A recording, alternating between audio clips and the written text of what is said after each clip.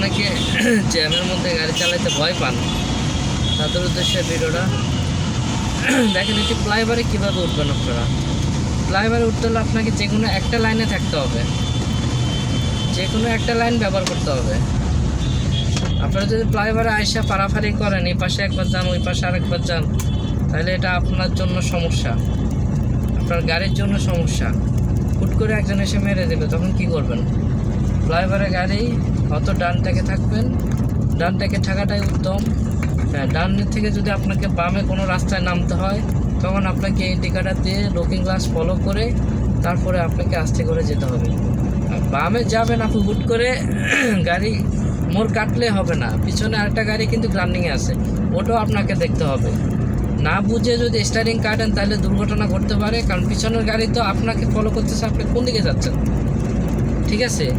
এখন ও তো ওর গতিতে চলতেছে, আপনি যদি হঠাৎ করে আইসা ইন্ডিকেটার না দিয়ে যদি বামে চাপ দিয়ে দেন তো বেচারার সাথে তো গাড়ি লেগে যাবে। তো আসলে ফ্লাইওভারের উপরে গাড়ি চালানো অনেক কি নিয়ম কারণ কঠিন, এগুলো বুঝতে হবে। দেখেন আমি একদম পুরো ডানটাকে আছি, একদম ডান পাশে, আমাকে কেউ ডিস্টার্ব করার নাই, আমি আমার মতো করে চালাচ্ছি। এখানে আবার কথা আছে, আপনি আপনার মতো করে চালালে হবে না, এখানে একটা গতিসীমা আছে, সামনের গাড়ির স্পিড অনুসারে আপনাকে গাড়ি চালাতে হবে, যেন পিছের গাড়ি যেন আপনাকে বিরক্ত না করে। অনেক সময় আপনি আস্তে আস্তে গাড়ি চালাবেন, পিছনের গাড়ি কিন্তু আপনাকে বিরক্ত করবে, হর্ন বাজাবে, হুইসেল দেবে, কারণ হচ্ছে ও আগে যাবে কিন্তু আপনার কারণে সে আগে যেতে পারতেছে না, ঠিক আছে? এগুলো মেনে গাড়ি চালালে ইনশাল্লাহ আর কোনো সমস্যা হবে না।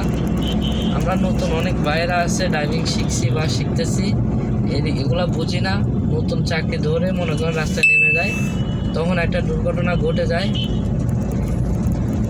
তো চেষ্টা করবেন যেন খুব সুন্দরভাবে ড্রাইভিং করতে পারেন। ড্রাইভিং জগৎটা যতটা সহজ মনে করেন ভাই, অতটা সহজ না, এটা অনেক একটা কঠিন যুদ্ধর মতো, কারণ প্রতিটা সেকেন্ড আপনাকে পুরো বারুদের মতো রাখতে, মানে কি বলবো, অ্যাক্টিভ থাকতে হবে আপনাকে। আপনার দুই পাশের লুকিং গ্লাস সামনে পিছনে আপনাকে বারুদের মতো দেখতে হবে, এক সেকেন্ডে দিক সেদিক হবে আপনার জীবন শেষ।